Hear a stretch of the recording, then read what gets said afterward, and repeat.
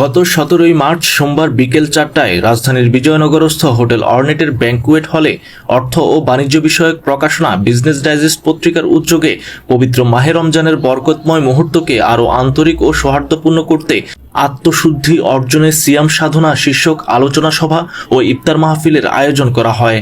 Business digest পত্রিকার সম্পাদক ও প্রকাশক মোহাম্মদ শহীদুল্লাহ প্রিন্সের সভাপতিত্বে অনুষ্ঠানে প্রধান অতিথি হিসেবে উপস্থিত ছিলেন রয়্যাল ইউনিভার্সিটি অব ঢাকার মাননীয় উপাচার্য অধ্যাপক ডক্টর আ.ন.ম মিশকাত উদ্দিন। ফরহাদ কবিরের সঞ্চালনায় অনুষ্ঠানে প্রধান আলোচক হিসেবে বক্তব্য রাখেন জাতীয় রাজস্ব বোর্ডের সদস্য জনাব মোহাম্মদ বেলাল হোসেন চৌধুরী। প্রধান অতিথির বক্তব্যে অধ্যাপক ডক্টর আ.ন.ম মিশকাত উদ্দিন বলেন, রমজান মাসের পবিত্রতা রক্ষা করা আমাদের নৈতিক দায়িত্ব। সিয়াম সাধনার এই মাসে বাংলাদেশের সকল মানুষ মিলেমিশে এক হয়ে অন্যরকম এক বাংলাদেশ বিনির্মাণ করবে। প্রধান আলোচক হিসেবে জাতীয় রাজস্ব বোর্ডের সদস্য মোহাম্মদ বেলাল হোসেন চৌধুরী বলেন, ইসলামের মূলনীতিগুলো আমাদের ব্যক্তি জীবনে অনুশীলনের মাধ্যমে পরিপূর্ণ মানুষ হিসেবে আমরা পরিশুদ্ধ হব। এ সময় তিনি উপস্থিত শ্রোতাদের ইসলামের বিভিন্ন বিষয়ে আলোকপাত করেন।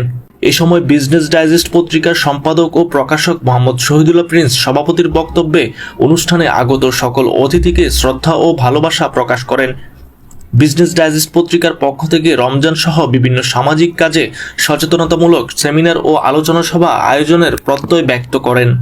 অনুষ্ঠানে আরও বক্তব্য রাখেন গণপূর্ত অধিদপ্তরের অতিরিক্ত প্রধান প্রকৌশলী মোহাম্মদ আশরাফুল হক, ইস্টার্ন ইন্স্যুরেন্স কোম্পানি লিমিটেডের মুখ্য নির্বাহী কর্মকর্তা জনাব হাসান তারেক, স্বপ্ননিবাস অ্যাসেটস লিমিটেডের ব্যবস্থাপনা পরিচালক জনাব মোহাম্মদ সুলাইমান শাওন। এ সময় প্রধান অতিথি সহ অন্যান্য অতিথিদের সম্মাননা স্মারক প্রদান করেন বিজনেস ডাইজেস্ট পত্রিকার সদস্যরা।